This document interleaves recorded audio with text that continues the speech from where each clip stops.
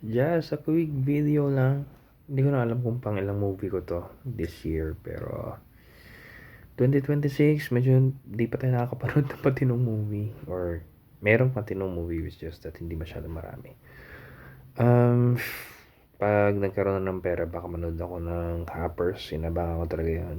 Kasi merong Pilipino na cast sa Hoppers.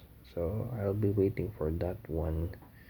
Rather, it is already showing and I hope pag may pera na ako, there's still showing pa siya sa Santa Lucia because I want to try yung Santa Lucia dito sa Davao. But also in that essence, we're here for the video for the review of the movie War Machine sa Netflix. For me, I'll give it a 7. Medyo cliche and so on and so forth, but action-wise, yes, action. Tawag din, character development. There's a character development.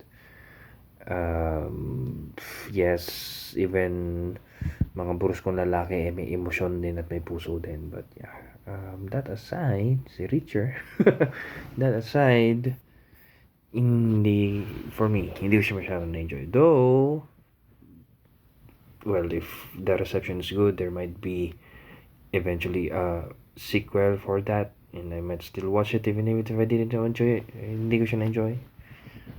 But yes, for me, just for me, you might see it as 10 over 10, you might see it as higher or lower than my score, but then again, for me, it is a 7 over 10.